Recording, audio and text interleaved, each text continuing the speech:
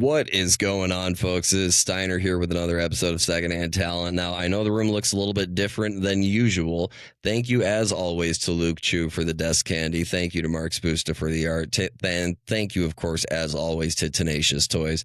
But most importantly, thank you to this week's guest, longtime friend of me, actually, Dash. He is a lyricist. He is a composer. He is a poet.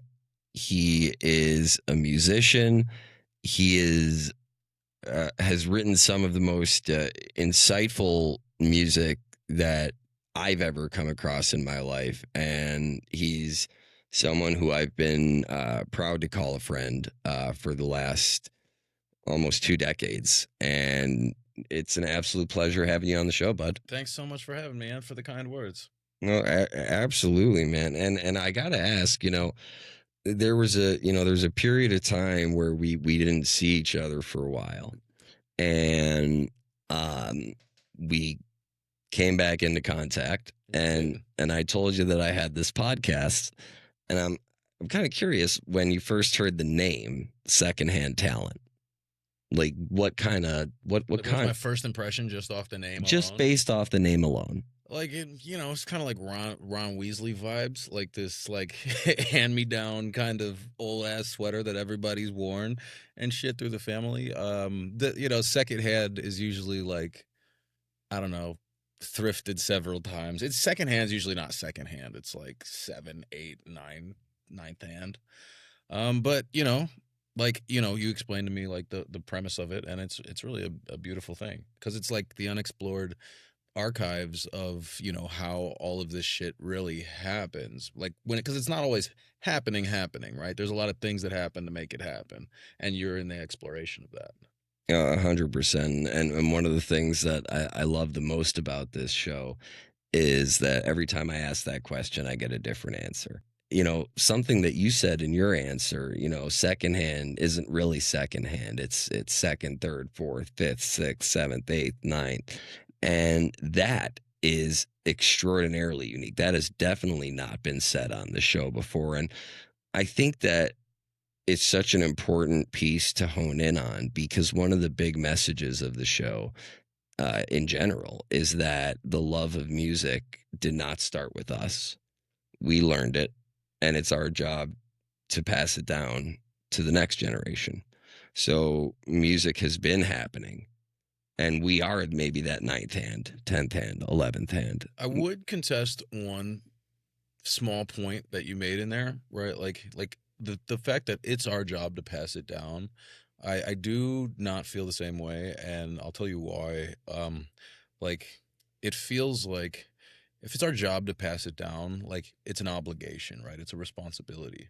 And my love for music isn't about obligation or responsibility. Like my love for it may pass it down, right? My expression and appreciation, that may be the inevitable result.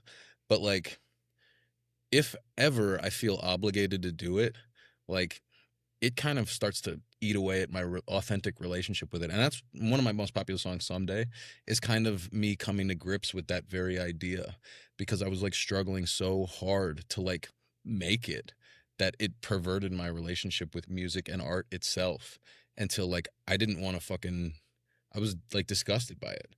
And so I took some time off, and I spiraled out into like a kind of a depression. And then I kind of like, I guess, hit rock bottom. I didn't really do anything bad, but I left home, and I had like a handful of dollars, my keys, but like nothing else. And I just kind of like wandered around the city, and I ended up like meeting a bunch of strangers and connecting, and I happened to have seen some music that night, but I wasn't really planning on it. I was just kind of like trying to be present in the city, and it's what rekindled my love with music. And then after that night, I came home like maybe 3 a.m. or something.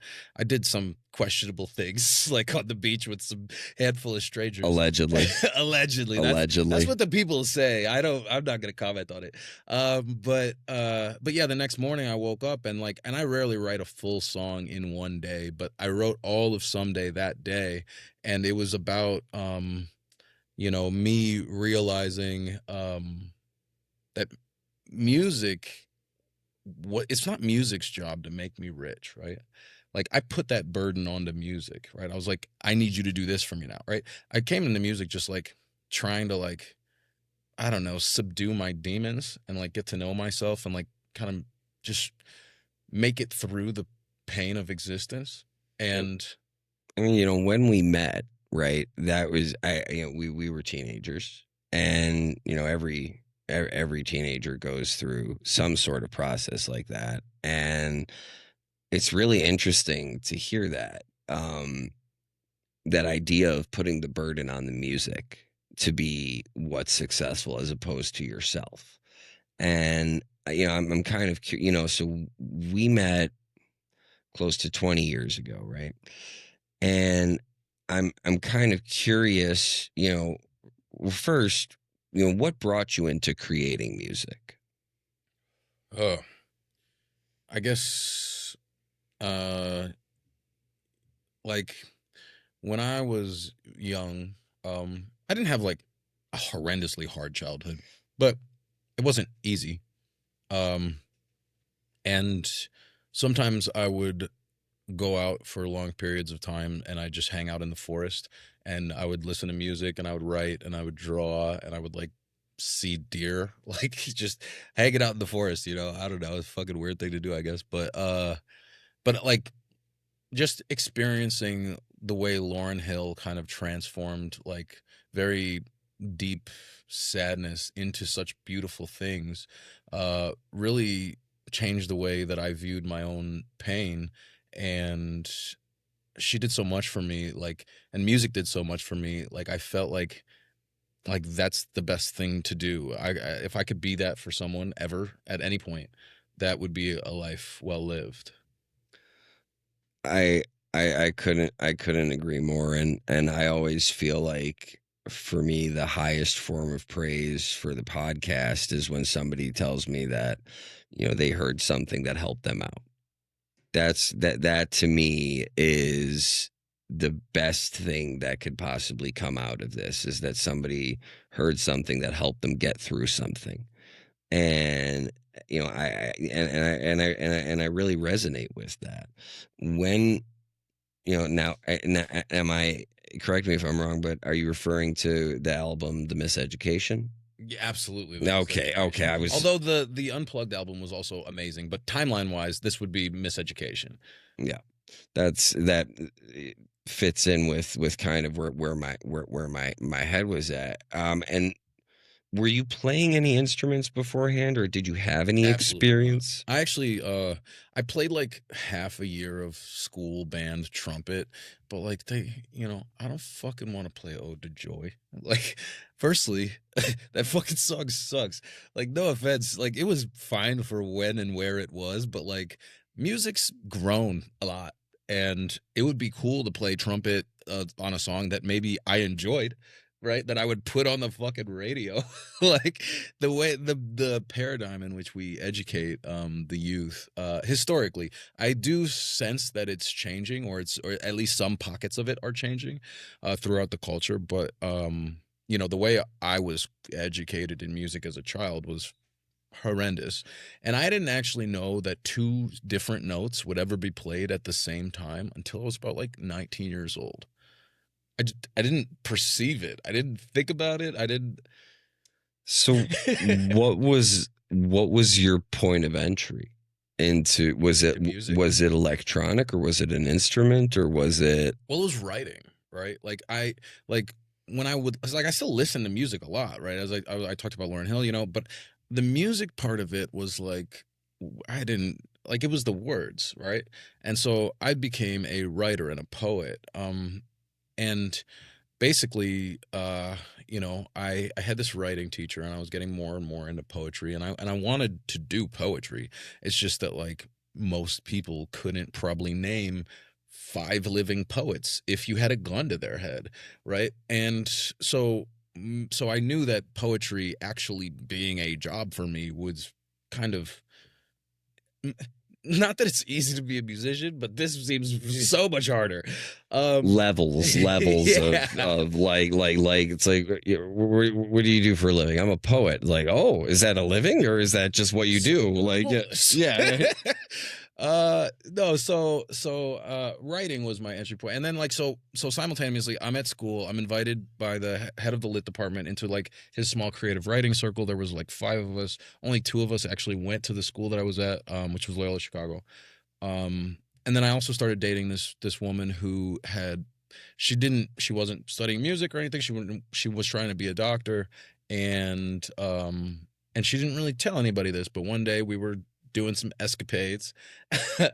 Allegedly. Allegedly, and we ended up in the practice rooms in a building called Mundelein at Loyola, and there was a grand piano there, and she started to play, and because of the escapades, I was in a different kind of frame of mind, and I was writing poetry, and she was playing piano, and I noticed how the piano like affected my poetry, and then I kind of explored that a little bit, and I asked her some questions about like how does this work? Like, what is happening? And then she like told me the difference between like a major and a minor chord, because she had and I didn't know this. We were dating for 5 months, but or no, at this point maybe 2 or 3 months, but um she had been playing piano for 14 years, so she like was fairly good at piano. And she was kind of just explaining to me like the basics of music theory, and I was just like, holy shit, this is all going on in everything I've ever listened to. That's absurd to think about, and it just shattered my mind. And then from there, like I was like, okay, I know how I could be a poet. So that's fascinating to me because as you well know, I started out my career as a writer as well, doing stand-up comedy, and I've always been fascinated by poetry. It's something that I continue to write to this day, and I I love hearing that this juxtaposition happened where a melody is playing as you're writing, and then that's what prompted you to ask further and seek further. And what was the next step after that? I mean, after that, and I had dabbled in music a little bit, like just rapping with my friends and stuff. Like I made a few beats. Like it's not that I was inexperienced with the, art form. I just never really thought about music, like ever. After I learned about that, I just became just immediately enamored with like the intellectual exploration of music. And actions wise, it didn't really look like much. It was all internal. It was just like the way I would hear music and the way I would think about music was just forever changed. And the way that kind of like the symptoms that you would see would be like me becoming less and less interested in school, me attending more music events, me like kind of just distancing myself from basically everything that wasn't music. And then eventually I left Loyola. Some allegedly I was suspended for a year for some alleged events that may Allegedly. or may not have happened. Allegedly. But after that, I found myself like, I'm like, that's fine. Like I'm cool not being in school. Like I'm gonna work towards music. Now I have extra time. I can dedicate my energy more. And I started doing it. And I also got a job working at American Girl doll place at that time. A very musical industry. Very musical industry. But this was around the time. Ode to Joy is their theme song, I believe. It actually is. It's not. I don't know that they have one. But so one day after work, I was a busboy in the restaurant, by the way. One day after work, I was walking home. So this is like downtown Chicago. And I am listening to a Nappy Roots song called I think it was All My Life. But there was this lyric in there, and it said, "Create change." And when I heard "create change," like that in that exact moment, I was like looking at this wall, and then this poster came into view, and it said on it "create change." Right when I heard it. And then I looked at the poster, and it was an advertisement for Columbia College Chicago, an art school. And I was like, fuck, now I have to go back to school. Right?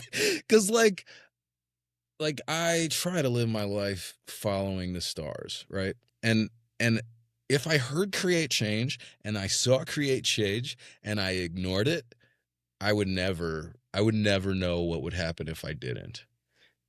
And I think that's amazing. First of all, the fact that that happened, Wild. that wild, the synchronicity of it. I mean, it's just it's because that's such a it's a moment in a song, right? It's a couple of words, and to be able to observe those words Oh, it as was you're less than a it's just fraction of a like second. It was probably it like a third or a second of a fifth of a second. it's a few syllables. Yeah. And the fact that you were able to have the perspicacity to consume That's a nice word. what was Perspicacity? Is that a real word? yes it is. I was an English teacher. What does it mean? The perspicacity is an awareness of surrounding, Self-awareness? a deep awareness of your surroundings. But Nice. thank you. I'm not usually on the receiving end of this conversation. To be able to take all of that in, and I get that feeling, fuck, I have to go back to school. But like the idea that you had left Loyola behind and took that sign from the stars, as you say, and followed it. It's not something that a lot of people do. Yeah, I don't know if a lot of people do or not. How do you say that with confidence? Have you ever not followed the stars? You know, there people ask me all the time, and I think a lot of people get this question, do you have any regrets? And I feel as though my entire life I've Regretted. I no Yo, this is all been a it is fucking all mistake. regrets. No, I feel like I consider myself a man of faith, and I do believe that putting righteousness into the world helps it come back to you. And when I get that question, do you have any regrets? My answer is always no. And the why is because I wouldn't be who I am today had any little thing not happened. And so take you hearing create change and then seeing it, right? If we change one tiny little thing, then maybe we're not where we're at today. The way I would phrase it, I would say is in two ways. Part of it is being willing to take in signals from the world and what's happening around you, being open and being receptive. And part of it is being willing to change and willing to be the willingness to make action to follow that path, as opposed to just kind of letting things happen, because it's very easy to hear create change, see create change, and then continue on your day. No change. Right. And then not create shit. Right. But you stated that most people or I think you implied that most people would not. Like, would you? Yes. Because if you would, then out of the two people we know about in this situation, 100% of them would do that. And it might be because of my environment, being more in an artist community, but like, I don't know that I've ever met anyone that would say, like, maybe they won't in reality, but I think they would all articulate that they would. Right. And without understanding the synchronicity existing in someone else's life and where it does and doesn't happen, like intimately, I don't know. I feel like anyone faced with that type of synchronicity, like the one I described, How could you not? Like, that'd be crazy. I actually have one of my own from Secondhand Talent that happened about 6 months into the show. You know, part of the message of the show is that we want folks to, when they go to a show, to say thank you to the bartenders, to the sound guy, to the light guy, to the security people. Saturday, I don't remember the exact date, but October 2023, I was at the United Center to go see Fish. Cool. I And remember that. I was going through security, and of course, thousands of people. It's the United Center, right? And thousands of people are rushing through, and I just, you know, as I always do, look over at the security guys. By the way, for those of you who don't know, the United Center is where they do Disney on Ice in Chicago. It's the house that Jordan built, and if you need any further explanation, you can look up Bill Swirsky and the Superfans. They've got you covered on all that information over there. It's the United Center. We've got banners hanging there for a reason. Accept it and move on.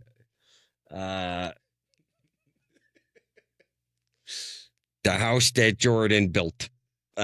So just a quick tangent. My favorite moment of him on SNL was when he was with Stuart Smalley, and he goes, "Michael, did you ever feel that I'm just not the best basketball player? Maybe I just can't shoot the ball in the hoop." No, I've never felt that in my life. Okay, well, some of us have issues that we need to. Wait, did they actually have Michael on? Yeah, he was on SNL. It was a great episode. He got Michael Jordan to look in the mirror and go, "I'm good enough. I'm smart enough. And doggone it, people like me." That's great. So I'm in line in security, and I'm passing through, and I look over to the security guy and I say, "Hey, big man, appreciate you for keeping us safe." I say it at every show that I go to. This dude, I mean, I'm not a large individual. This guy must have been 3 times my size.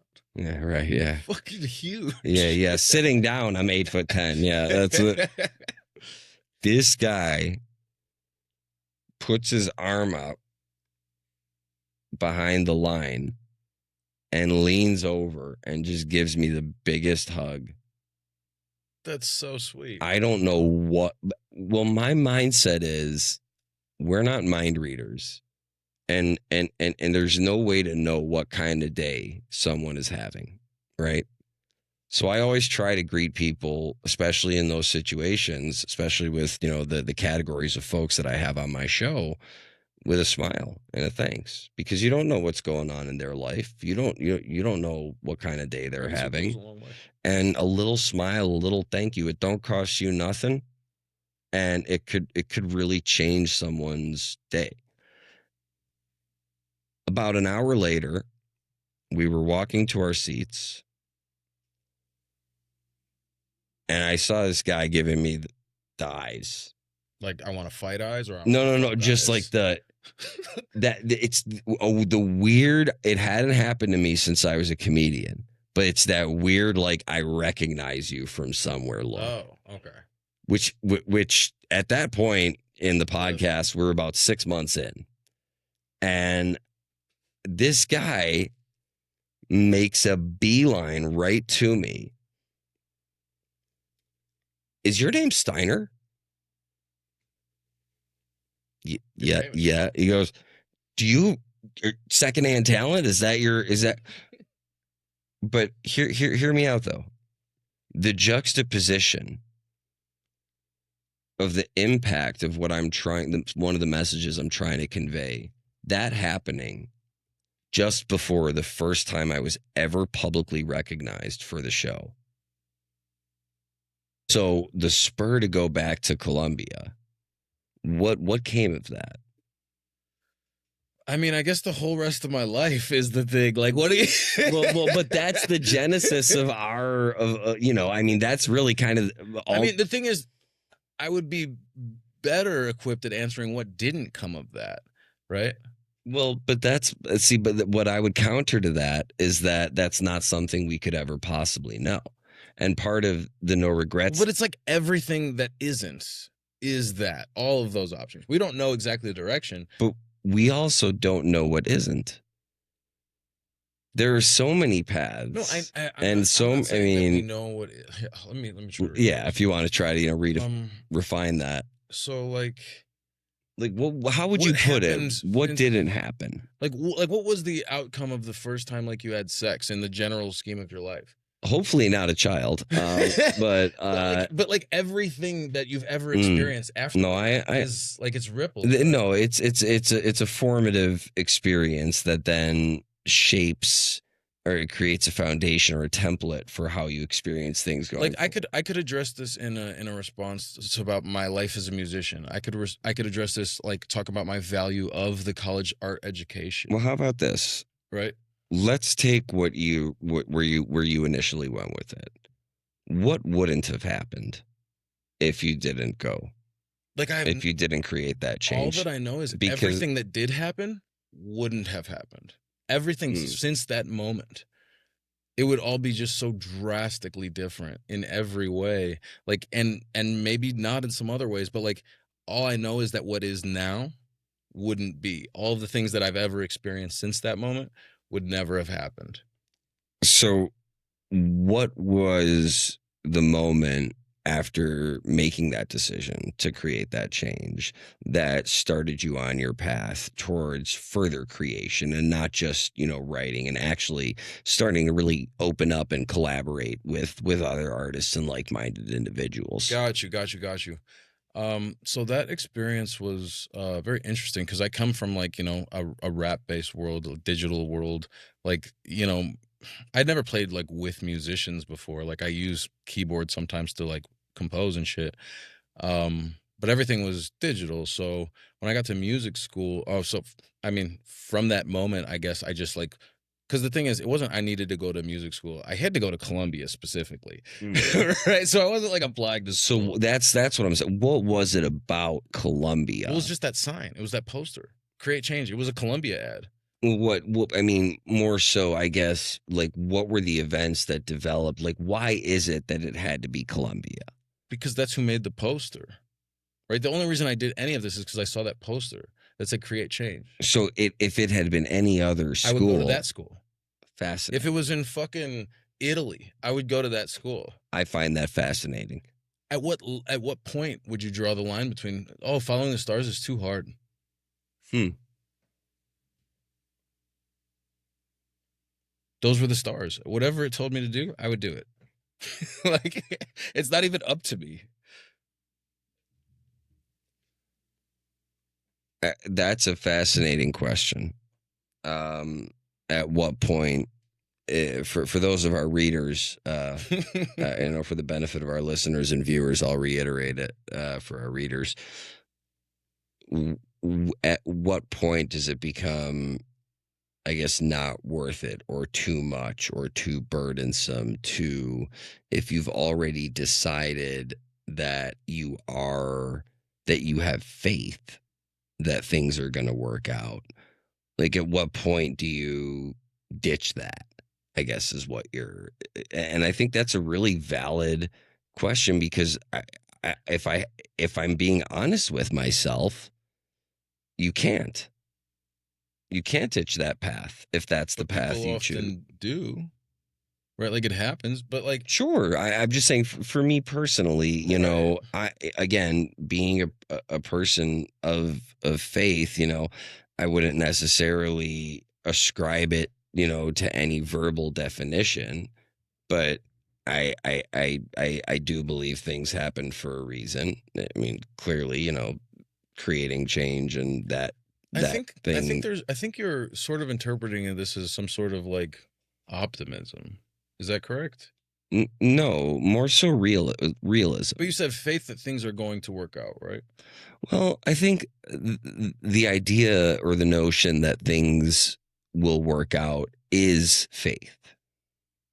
I guess my question is more about the terms work out. Like what if they don't Ah, work out? Do they ah, still work out? I still have faith in myself Sure. and that maybe it wasn't the right path that I took, but there's another path that I can take. But yeah, like, but I think even if you take it for the right reasons, it doesn't really matter what the result is. Like your experience on life is going to be brief, right? And we could spend it trying to position ourselves to successfully live forever, but we're going to fail, right? This is more of a philosophy about just accepting the fact that it's not going to work out in any way. It's all not going to work out, and that's fine. And that's beautiful in a sense because it's what all of this provides us, the fuel we need to live, because it's hard. And this is the impetus, all of it. So building off of the impetus, getting back to it, what were, because again, this is around the time we met, for through mutual friends, and it is a massive leap. Like as a comedian, we don't have that, as far as having a band. There's no band of comedians. There's tours where multiple comedians are on tour, but like comedians don't play different instruments. Right. We're kind of stuck with the same one, and we can't all perform at the same time. Yeah. So, What if you could? What if you had a band of comedians? I would. They call that sketch comedy, or improv. Yeah. But okay, cool. Yeah, you're right. That's wow. yeah, yeah, That's interesting. yeah. That is exactly that. Yes, it That's is. really cool. That is the technical and medical term for that practice. But as a lone comedian, that level of collaboration, not only is it not physically possible, there's always this, or at least when I was a practicing stand-up comedian, I consider myself lapsed. But there was always this paranoia that a joke will get taken, and it was really difficult early in my career to learn who I could collaborate with that wouldn't take my ideas, and and I feel like as a musician, you have a different level of luxury with the capability to have other artistic input on what you're creating. How did that impact the lyrics you were writing, just writing to notes, keys, like you mentioned? What did that collaboration with other individuals who played bring to the table for your own self and your own growth as an artist? Um, that's an interesting question, and I think that I don't think I've really pieced it together before this moment, but I'd say probably the best part was the fact that I was just in a constant state of learning, right? I was at a school where everybody played music for 12 years at least. And like the collaboration process wasn't super collaborative. They would just show me different ideas and talk to me about it a little bit. And then maybe I'd make some suggestions, but it was all just like this really beautiful experience of receiving so much kindness in musicality from the people that I worked with. And we had fun. We made fun tunes and we rocked. It was really cool. And like I really still appreciate electronic music, but I don't really make it. Like it sometimes like for some effects like here and there.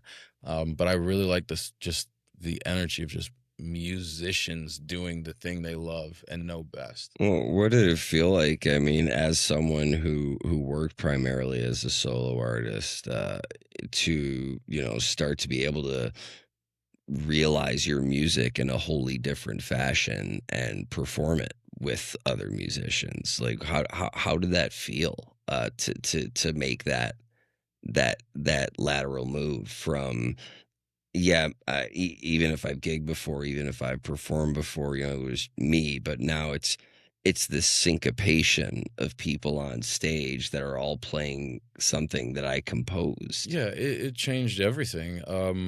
I think maybe part of the reason that like I really took to it is because it made me feel better. Just like this is something that we're all committing to together, like we're working towards, we believe in. When you're up there by yourself, like, it's hard to stay super um I don't know the word. It's just hard to stay like Mm, that. The thing you need to be, right? I mean, I thought of actually, as you were saying that, several words that I've experienced. It's hard to stay present. It's hard to stay motivated. It's hard to stay concentrated. It's hard to stay focused. It's hard to stay in your own skin. Yeah. There's sometimes, I mean, and I can only speak to this. When I do a show, there's moments that you just want to be anywhere but where you are right then and there. And there's no one else on stage to help you. I mean, occasionally you might have a stool, but even if you try to hide behind that, like it doesn't work out well. Yeah. And it's also like difficult to know, like, you have almost no frame of reference for your music. You're the only one putting anything into it. Sorry, your art and whatever the task is. You're the only one that's actually working towards it, Hmm. right? And that's an interesting experience compared to being with a band. Talk about it a little bit. What is that difference like? Talk about kind of that earlier like feeling of, as you were saying, more poetic and lyrical compositions, and then getting that more of that cadence and rhythm in there, and then kind of flipping that A B and going to from really acoustic to band. Yeah. It's difficult to make a raw comparison because there are other variables, right? Like I wasn't really taking music serious, and then I saw that sign and went to music school and like decided to commit, right? So there's a big difference there. So I can't exactly give you the one to one, but in my experience, I was fucking around with music. I was technically releasing it, but like I didn't tell really people. I just had it released. I've never like put a project together and released it. Now I go to music school. I'm roommates with this guy Justin, who's a fucking ridiculous guitar player. Now he plays for Jamila Woods. I think that's that probably big, but he plays all over. He's Shout out Justin, miss you, buddy. Justin, bro. Let's get up. He plays at a live one still sometimes. On Thursdays, they'll have him in with the band. Oh, Thursday switched to Wednesdays. Did you know that? After the fucking 15-year like After Thursday. 50, No, actually, sorry, it was longer than it that. was no, it used to be Wednesdays. It was a live one Wednesdays. No, Thursdays. It just switched to Wednesdays. It was I hate Thursdays. this. Fuck this world. The first time I got there it was Spare Parts had the residency. Oh It was yes, sick. Spare Parts was the best, Spare Parts was great. dude. That was so much. The residencies at that time. That's what I'm Can we saying. talk about just for a second, like? The time when we became acquainted, the residencies that were going on. So you have Spare Parts, you have Henhouse Prowlers, you have Paradise Waits. I mean, you had all of these incredible bands that were playing every single week. Like, Great. what an opportunity. What a time. It was great. It was beautiful. It was formative. Without It that was scene, it was foundational. I don't know what again, that's something that like impacted the rest of my life. For better and for worse. Without the Abbey Pub, John Armatrano, and the Henhouse Prowlers, I mean, there but for the grace of them is my career. There you go. They're the ones responsible for it, and I'm grateful to them all the time. I mean, it really foundational. I mean, it was really a foundational moment for so many artists, so many bands who were just getting footing. I mean, Prob Cause just started performing around that time. There were so many bands that if I start naming them, I'm going to forget them. But I know another bad answer. But there's so many bands that were just doing it at that point in time, and it was so inspirational. Do you feel like it's different now? Like, are In you specifying that in time? which way? Like you were saying just how abundant like all of these Well, bands doing killing shit were. you know, it's interesting. The first three venues that I ever performed at no longer exist. Yeah, we did lose a lot. Abbey Pub, Kinetic Playground, and Double Door. Double door. That's a fucking huge loss. No shade to the other two No, mentioned. no. I mean, for me, the Abbeys where But I have I so got many my memories start, of but Double Door. endless Yeah, memories, and endless forgottens. allegedly. Allegedly. But it's kind of difficult for me to say because I will say this: we've definitely not gotten the ratio of venues lost to venues gained, No. and as far as residencies go, there are bands that come through pretty frequently, but the scene is nothing like it was when we were really starting to gig out, in the late 2000s, early We did take a lot of 2010s. hits. I mean, allegedly. Eh, but Nice. but no, but that those were learning experiences, and I it's I actually haven't thought about this until now, but it's good little got to be a little rougher not having that much of an expanse of like places to experiment. We that was something that's an opportunity that we had that I don't think is really around much anymore. I had a lot of fun. It was a great time. Yeah, it's been it's been really fascinating as long as we've known each other. It's been really fascinating to hear new details about your journey through music. And it's hard to keep doing this, for as long as you have. I mean, for any artist to continue to No, I got it. for any artist to continue to pursue their passion for as long as they do, it's effort, it's Yeah. struggle, and it's creating change.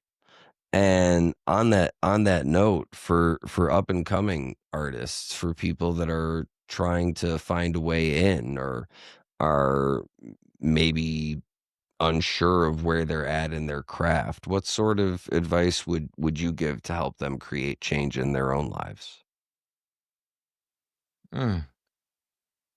So I think the thing that I've learned over time, especially with what I went through that caused that hiatus where I was like really disillusioned by my relationship with music. Um, this should be so he mentioned it's a lot of work, it's a lot of effort, and that's true, but it should be a labor of love. And when you stop loving what you're doing, stop doing it. And Pixar's Soul, I think it was Pixar, right? You know Soul? I absolutely know soul. So like it was really cool because it's been something that I've been like grappling with putting like a structure towards, but I think Soul articulated it really beautifully, and it's that art you are not your art, right? You are the pizza, you are the fallen leaves, right? And in this Pixar metaphor, right? Art is something that should live alongside you, but it's not you. And like when you tie yourself up in especially commercial success that involves so many variables of like what success is, then you have to define success yourself. And if you're succeeding, you're going to feel good about it. And if your success means making the best art you can, then that'd be really beautiful. Would you say that the true pursuit of art is being happy